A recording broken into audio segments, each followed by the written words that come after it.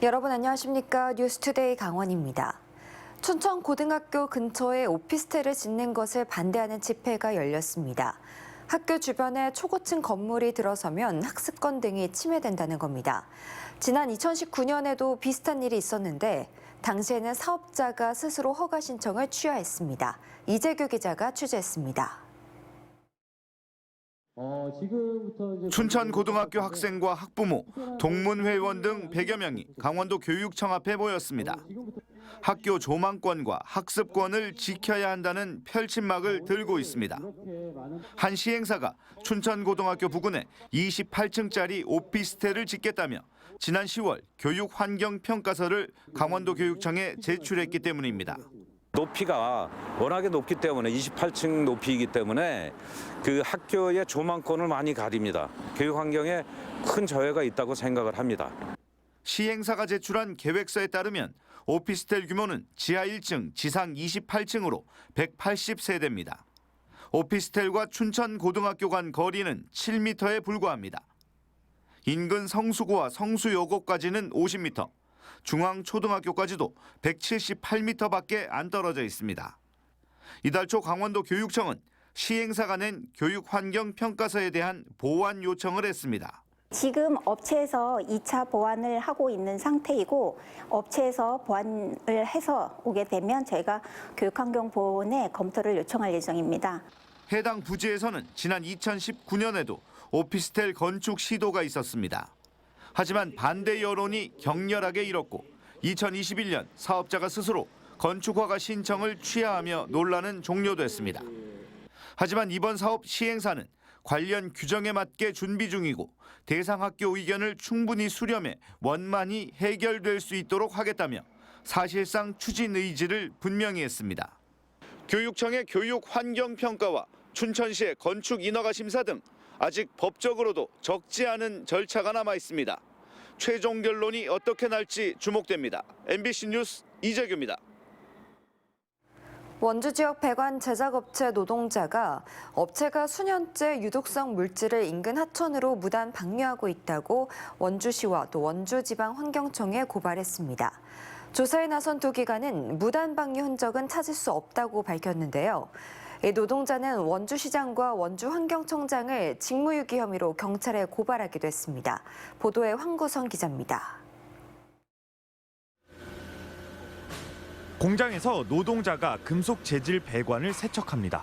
세척제는 유해 화학물질로 불리는 광택용액. 잘못 취급하면 안구 손상이나 피부 화상 위험이 있는 화학 제품들이 사용되는데 질산 성분의 유독성 물질까지 있습니다. 해당 업체에서 2년째 일을 하고 있는 기간제 노동자는 회사의 지시로 이 같은 유독성 물질을 별다른 처리 없이 인근 하천으로 흘려보냈다며 원주시와 환경청에 신고했습니다. 환경청은 유해 물질을 유해 표시나 사용 대장 없이 사용한 관리 표시 위반을, 원주시는 무허가 배출 시설 운영과 허가받지 않은 곳에 폐플라스틱 방치 같은 사항 등을 적발해 형사 고발하겠다고 밝혔습니다.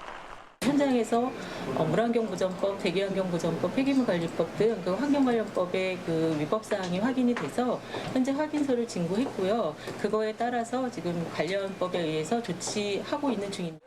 하지만 두 기관 모두 내부자 신고의 핵심인 폐수 방류 흔적은 찾지 못했습니다. 내부 신고자인 이 노동자는 구체적인 진술에 관련 사진까지 제공했는데도 환경당국이 단속 의지가 없기 때문이라며 원주시장과 원주지방환경청장을 직무유기 혐의로 경찰에 고발하기도 했습니다. 시장 무기나에 관장이 계속 작업 지시를 시킨 거예요. 환경청이나 원주시청에서도 8년이 지나도록 한 번도 와서 관리 감독 조사를 해간 적이 한 번도 없어요. 해당 업체는 중소기업청의 글로벌 강소기업으로 선정되기도 했고 원주에서는 첨단 반도체 관련 공정에 참여하는 소부장 기업으로 꼽힙니다. 해당 업체는 폐수 방류와 관련된 질문에 사기업인 만큼 취재에 응할 의무가 없다며 답변을 거부했습니다. MBC 뉴스 황구선입니다. 동해 지역의 최대 현안인 동해신항 부두 건설 사업이 내년부터 속도를 낼 것으로 예상됩니다. 전체 7개 부두 가운데 3개가 정부 재정 사업으로 추진되는데 지역에서는 나머지 부두도 재정 사업으로 전환해 줄 것을 요구하고 있습니다. 배연환 기자가 보도합니다. 첫 삽을 뜬 지 10년 된 동해신항 건설공사. 북방파제 1.85km가 2020년 완공됐고 방파 호환 2.3km 공사는 지난해 마무리됐습니다. 이처럼 동해신항의 외곽시설은 대부분 마무리된 가운데 내년부터는 부두 건설이 본격화될 것으로 예상됩니다. 모두 2,300억 원의 예산이 들어가는 기타 광석과 자파를 처리할 부두는 국가 재정으로 건설됩니다. 공사는 일괄 입찰 방식으로 추진돼 내년 상반기 기본 설계를 시작해 하반기에 착공할 예정입니다. 석탄 부두 사업은 당초 2021년 민자로 착공하기로 했다가 자초됐지만 올해 초 다행히 국가 재정 사업으로 전환됐습니다. 해양수산부는 기획재정부와 석탄 부두 총 사업비에 대해 전체 1,300억 원 규모로 협의를 마친 가운데 현재 진행 중인 실시 설계 용역 등을 거쳐 이르면 2025년 공사를 시작한다는 계획입니다. 현재는 이제 시시 설계 용역이 이제 금년 9월에 착수를 해서 진행하고 있습니다. 그래서 내년 연말까지 석탄부두 용역 설계를 완료를 하고 아마 25년도에 착공이 예상되고 있습니다. 지역에서는 남은 부두 4개 역시 정부 재정 사업으로 전환해 속도감 있게 공사를 추진해 줄 것을 요구하고 있습니다. 신항을 만든 이유는 북방 물류항으로서의 어떤 그 디딤돌을 만들기 위한 거였는데 그 원칙에 어긋남 없이 해야 된다. 국가 재정으로 모두 다 포함시켜야 된다. 이렇게. 지난 2018년 사전 타당성 조사에서 경제성이 미흡한 것으로 나온 동해신항 인입철도 건설도 앞으로 해결할 과제입니다. 동해시는 제5차 국가철도망 기본 계획에 반영될 수 있도록 정부에 강력히 요청하는 등 총력전을 벌이고 있습니다. 인입철도가 반드시 조성되어 부두의 효율성을 극대화해야 됩니다. 동해항의 물류 환경 개선 측면뿐만 아니라 묵호항 재개발 및 동해 본항의 환경 개선과도 연계된 필수 선결 과제이기도 합니다. 동해신항 건설이 내년부터 본 궤도에 오를 것으로 예상되지만 이 같은 지역 사회 요구가 얼마나 받아들여질 수 있을지 관심입니다. MBC 뉴스 배연환입니다. 수소 저장 운송 클러스터 비전 선포식이 오늘 강원대 삼척 캠퍼스에서 개최됩니다. 오늘 행사는 지난 6일 수소 저장 운송 클러스터 조성 사업이 기획자정부의 예비 타당성 조사를 통과함에 따라 이를 기념해 그동안의 사업 경과를 공유하고 미래 수소 경제 공급망의 완성을 위한 의지를 다지기 위해 마련됩니다. 선포식에서는 정부의 클러스터 사업 추진 방향과 강원도의 구축 사업 계획에 대한 발표, 비전 선포와 퍼포먼스 등이 진행됩니다. 강원도교육청과 지역의 20개 대학이 고교학점제 협력 체계를 강화하기로 했습니다. 강원도교육청과 지역의 대학 대표자들은 어제 춘천 세종호텔에서 고교학점제 구축 업무 협약을 맺고 공동 연구와 협업, 고교학점제 대학 연계과정 개발 등에 힘을 합치기로 약속했습니다. 고교학점제는 2025년에 본격 시행되는데 소규모 학교가 많고 학교 간의 거리가 먼 강원도 특성상 학생들은 맞춤형 선택 교육을 받기가 쉽지 않은 상태입니다.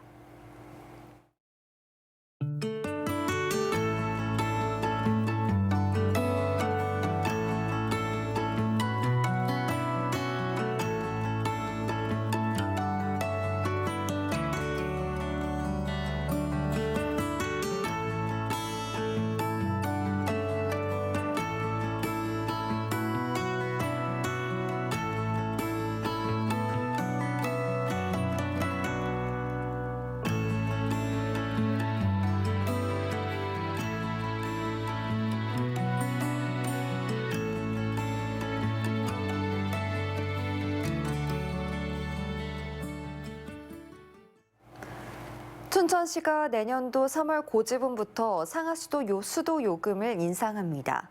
관련 조례안 개정안 통과에 따라 가정용은 1단계 기준으로 세제곱미터당 상하수도가 380원에서 450원으로 오르고 하수도는 290원에서 390원으로 오릅니다. 일반용은 상수도가 960원에서 1,140원으로, 하수도는 700원에서 940원으로 오릅니다. 이번 수도요금 인상과 함께 요금 감면 대상도 기존 생계의료형 기초생활수급자에서 주거교육 기초생활수급자와 차상위 계층까지 확대됩니다. 정성군이 올해 20만 달러 규모의 농산물 수출 성과를 올렸습니다. 정성군은 관내 12개 기업에서 생산한 수리치떡과 나물류, 냉동 찰옥수수 등 농가공품이 지난 9월 호주 브리즈번과 10월달 미국 LA 한인축제, 12월 뉴욕 특판 행사에서 완판되는 성과를 달성했다고 밝혔습니다. 정성군은 내년 3월에 계획된 호주 안테나숍 특판 행사를 비롯해 5월 태국 아시아 전시회, 10월에는 중국 국제 박람회에 참가해 농산물 해외 판로 개척에 나설 계획입니다. 화천군이 내년 1,200세대의 LPG 배관망 구축 사업을 추진합니다. 내년도 사업 지역은 산해면 사창리 1,100세대, 산해면 광덕삼리 50세대, 하남면 원천 1리 80세대입니다.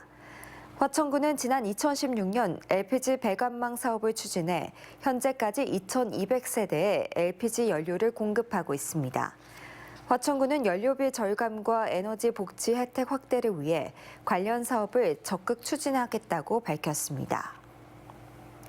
오는 1월 1일부터 원주시가 유료로 운영하고 있는 공영주차장이 10분간 무료로 운영됩니다.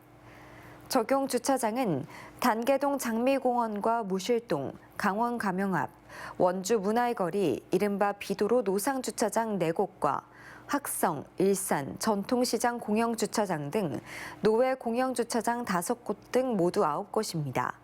10분이 지나면 비용은 지금과 같이 30분까지는 600원, 그 후 10분 추가될 때마다 300원씩 주차요금이 늘어나는 방식입니다. 이번 10분 무료제는 전통시장과 상경기 활성화를 위해 도입됐습니다. 레고랜드는 최근 셔틀버스 운영 업체를 경쟁 입찰로 거쳐 새로 선정했는데 업체 간 인수인계 절차가 진행되는 내년 1월 한 달 동안 셔틀버스 운영이 불가피하다고 밝혔습니다.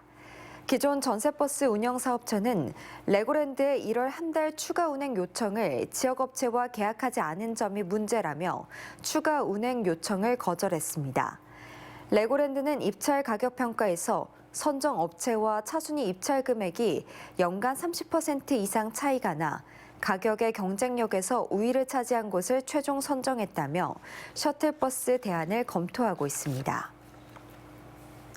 올해 4분기 강원도 경기가 3분기 수준을 유지한 것으로 조사됐습니다.